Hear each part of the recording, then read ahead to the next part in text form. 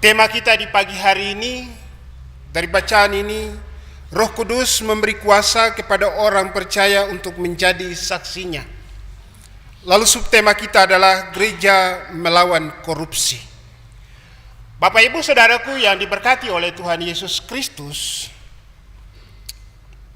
akhir-akhir ini di mana situasi sosial bahkan konflik horizontal terjadi karena orang menuntut keadilan terhadap hak-hak keseluruhan mereka yang terjadi bahkan di Papua, di Provinsi Barat Daya, khususnya di Raja Ampat. Lalu siapa yang harus bersuara menyuarakan keadilan itu agar tidak ada konflik horizontal yang terjadi? Bapak Ibu Saudaraku yang diberkati oleh Tuhan Yesus Kristus, berbicara tentang keadilan, tentu kalau keadilan itu orang tidak merasakan, tentu tidak ada kedamaian. Tidak ada shalom, damai sejahtera itu yang dirasakan oleh setiap orang di berbagai tempat sosial, lingkungan di mana kita ada. Oleh karena itu dalam bacaan firman Tuhan kita dalam kitab Amos pasal 5 ayat 7 sampai dengan 13,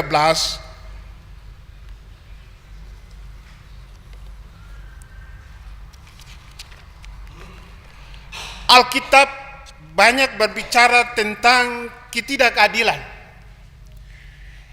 Saudara, kisah ini memberitahu kita banyak hal tentang kebaikan Tuhan, tapi juga keberdosaan umat manusia, penebusan umat manusia di dalam Kristus, penghakiman dan hal-hal penting membantu kita memahami ketidakadilan dalam menjalani kehidupan ini. Jadi firman Tuhan, dia selalu mengingatkan kita untuk berjalan di dalam kebenaran.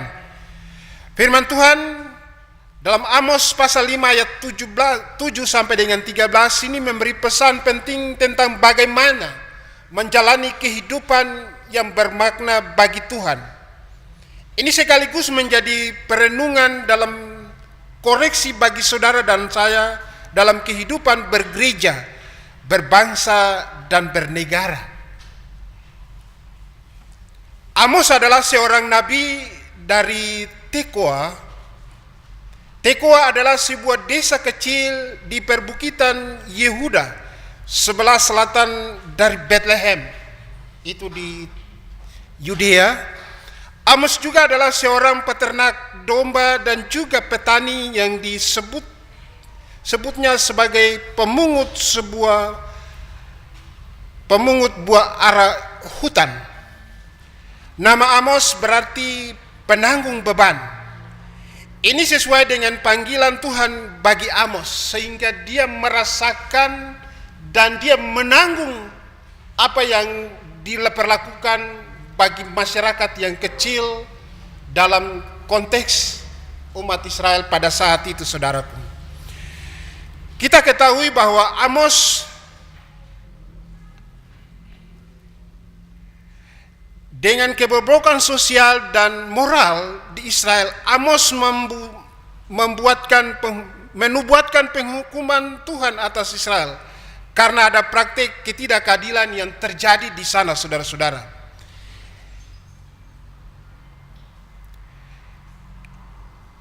Oleh para pemimpin dan para pemimpin agama di Israel terhadap kaum miskin dan terhadap rakyat kecil. Nah, itulah konteks yang terjadi sehingga Tuhan mengutus Nabi Amos untuk menyuarakan ketidakadilan itu, keperpihakan bagi kaum kecil, kaum yang termarginalkan untuk ketidakadilan itu. Karena itu Tuhan memberi kuasa kepada setiap saudara dan saya untuk melakukan keadilan itu. Siapa yang dikritik oleh Amos dalam pembacaan Alkitab kita di saat ini, saudara-saudara? Yang pertama, di dalam Amos pasal 5 ayat 7, dia pakai kata hai kamu. Dan Amos pasal 5 ayat 10 dia pakai kata mereka. Lalu Amos pasal 5 ayat 11, karena kamu. Oleh karena itu siapa mereka? Siapa kamu di sana yang dimaksud oleh Nabi Amos? Adalah orang-orang yang diberi kesempatan oleh Tuhan untuk melakukan keadilan, tapi kenyataan mereka tidak melakukan hal itu. Bapak Ibu Saudaraku yang saya kasih dalam Tuhan Yesus Kristus, ini saya garis bawahi. Ada tanggung jawab yang Tuhan percayakan bagi setiap orang, baik itu sebagai pemimpin sekuler, baik itu pemimpin di gereja, untuk menyatakan keadilan itu dalam berbagai pelayanan publik, tapi juga di dalam pelayanan di gereja, saudara-saudara. Kadang pelayanan itu dilakukan karena hanya suka. Saya suka dengan dia, karena saya senang dengan dia, maka saya melakukan pelayanan itu. Nah, ini tidak hadir, saudara-saudara. Hal yang kecil di dalam internal, di dalam pelayanan kita. Tapi kalau belajar dari sosok Yesus, karena dia mempertahankan keadilan sampai dia disalibkan, itu hanya karena keadilan dan kebenaran. Yang benar dia katakan benar, dan yang salah dia katakan salah. Oleh karena itu, orang mencari kesalahan sehingga dia harus divonis Yesus bersalah. Oleh karena itu, tugas dan tanggung jawab. Kalau saudara mengaku dengan mulut dan percaya di dalam hati bahwa Yesus Kristus itu adalah Tuhan dan Juru Selamat yang menebus saudara dan saya dari dosa, sesuai dengan Injil Yohanes pasal 3 ayat 16, karena begitu besar kasih Allah akan dunia ini. Itu berarti tanggung jawab saudara untuk melakukan tugas dan tanggung jawab pelayanan itu. Kehadiran gereja bukan saja dia melayani secara internal, tapi bagaimana dia keluar dari tembok untuk menciptakan kedamaian itu. Bapak Ibu Saudaraku yang diberkati oleh Tuhan Yesus Kristus, selagi ada waktu Tuhan itu adalah waktu Kairos, waktu yang diberikan Tuhan bagi saudara dan saya untuk ada dalam tugas dan tanggung jawab pelayanan. Karena itu hidup ini terikat oleh waktu. Kita tidak tahu kapan dan dengan cara apa dan bagaimana kita akan mengakhiri hidup ini. Karena ketika Tuhan memberikan kesempatan untuk melakukan tugas dan tanggung jawab pelayanan itu, lakukanlah dengan baik untuk menyuarakan keadilan dan kebenaran di dalam setiap tugas dan tanggung jawab. Baik itu di pekerjaan kita, di dalam pelayanan kita. Karena pelayanan ini pelayanan yang holistik, untuk menjangkau setiap orang yang untuk mendapatkan pelayanan itu secara adil dan merata. Gereja hadir tanpa ada pelayanan diakonial itu bukan gereja, saudara-saudara. Karena tugas esensi pelayanan gereja itu adalah pelayanan diakonial bagi kaum janda, anak-anak yatim piatu, dan orang-orang yang membutuhkan pelayanan keadilan itu. Bukan saja kita berbicara keadilan karena ada kesalahan, karena ada berbagai hak-hak orang yang ditindas, tapi juga di dalam pelayanan itu, supaya orang merasakan kedamaian dan sukacita. Orang akan ada konflik secara emosional itu karena dia tidak mendapatkan keadilan di dalam pelayanan. Pasti dia akan merespon dan dia akan komplain. Saudara-saudaraku yang diberkati oleh Tuhan Yesus Kristus, pesan utama dari kitab Amos pasal 5 ayat 17 sampai dengan 11. Yang pertama, kritik terhadap ketidakadilan. Amos mengencam tindakan ketidakadilan yang dilakukan oleh orang-orang kaya dalam berkuasa terhadap orang miskin dan lemah di Israel. Mereka menindas, memeras, dan menyuap untuk kepentingan pribadi. Nah, itulah yang terjadi dalam konteks bacaan ini di Israel. Yang kedua, saudara, panggilan untuk keadilan.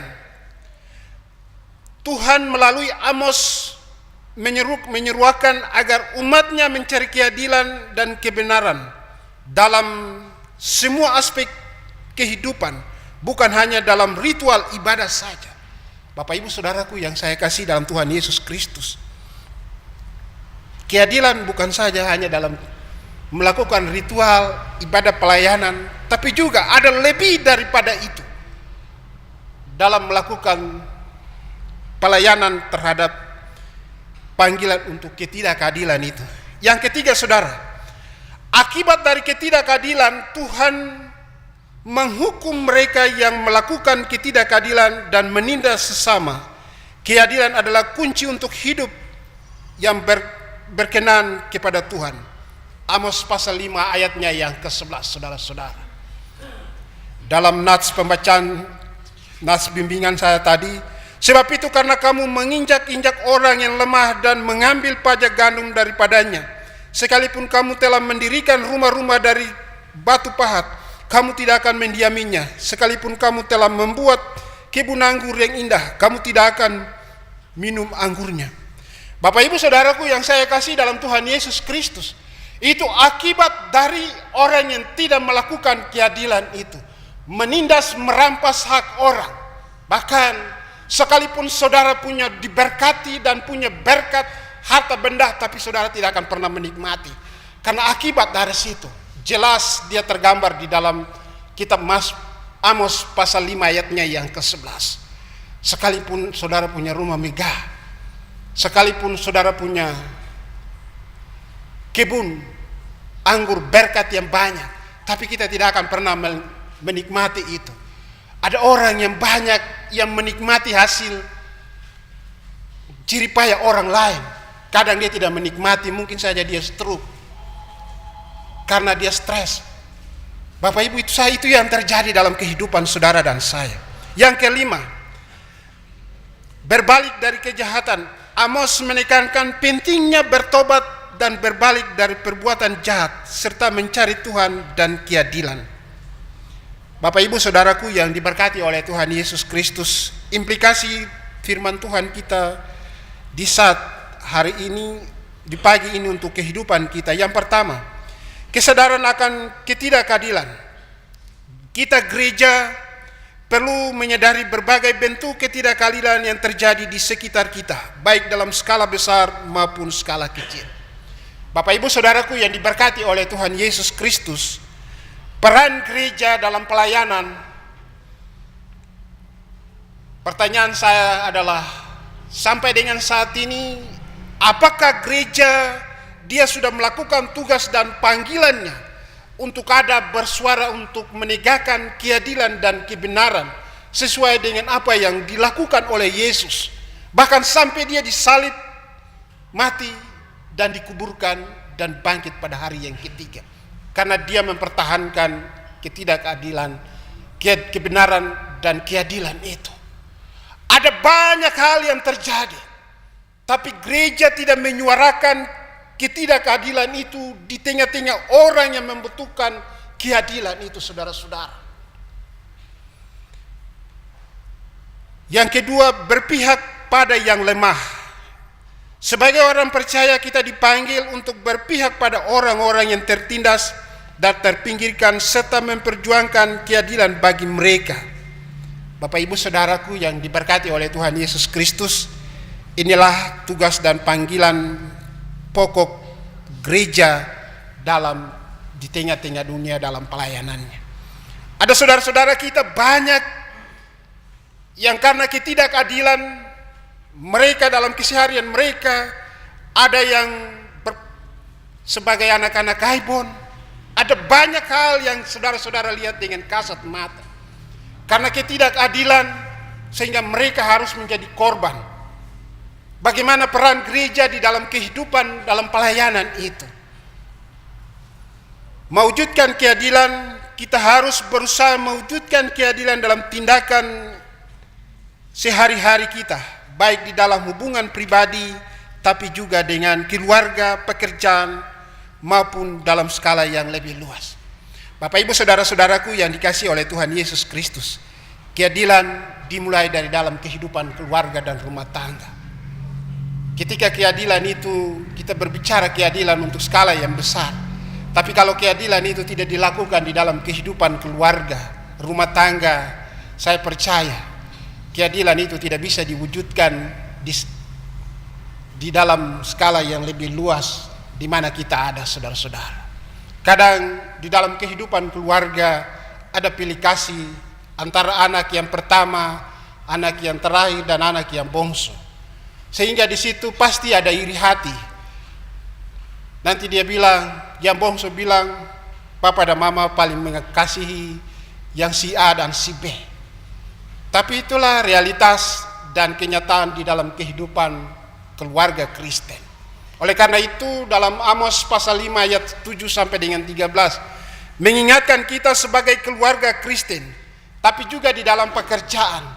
Kadang di dalam pekerjaan, karena ini dia lebih dekat dengan saya, maka saya lebih dekat dengan dia dan saya menaruh perhatian lebih besar terhadap dia. Karena itu ada tidak terjadi iri hati antara sesama pegawai, sesama karyawan, dan lain-lain sebagainya.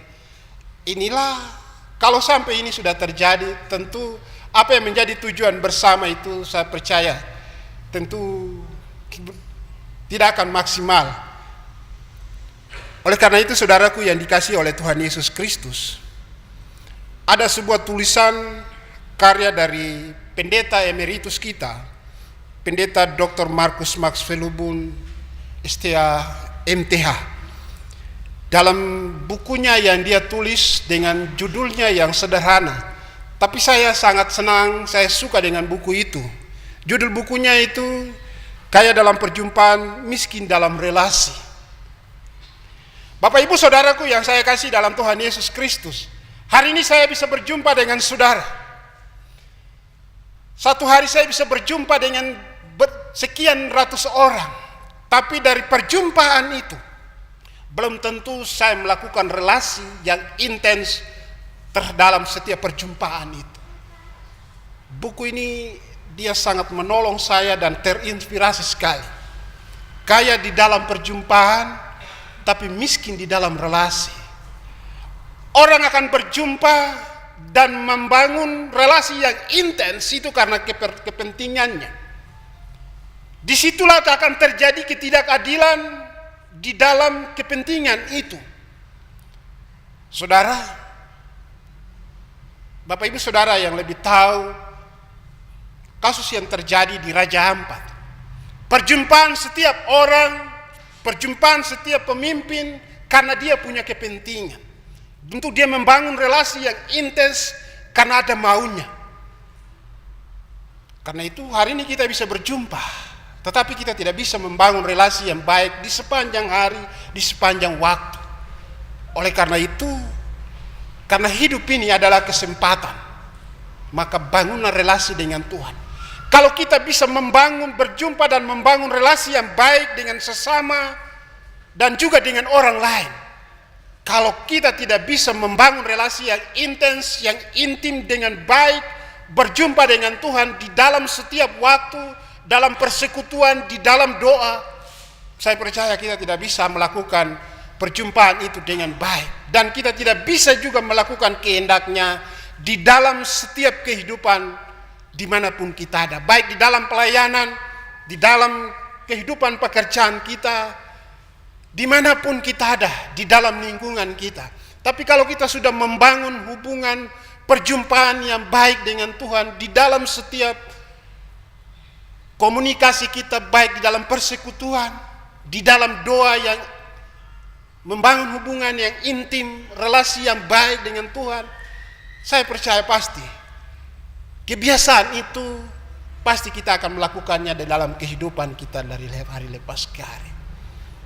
Kalau bapak dan ibu, orang tua bisa melakukan perjumpaan, mengajarkan anak-anak dengan baik di dalam kehidupan keluarga, pasti relasi antara bapak dengan anak juga akan baik di dalam setiap perjumpaan itu.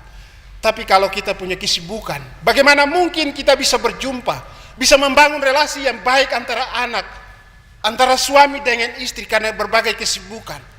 Tapi kalau orang yang mengerti, memahami tentang bagaimana dia bisa berjumpa baik dan membangun hubungan intim dengan Tuhan, saya percaya sekalipun dia sibuk, tapi dia tahu saat dia di mana dia akan berjumpa dengan Tuhan, saat dia di mana dia akan berjumpa dengan kehidupan keluarga, anak-anaknya, sehingga hubungan cinta kasih, relasi yang baik, yang intim itu akan terjadi, dan di situ akan tercipta kedamaian di dalam setiap kehidupan kita. Tuhan Yesus memberkati kita. Amin.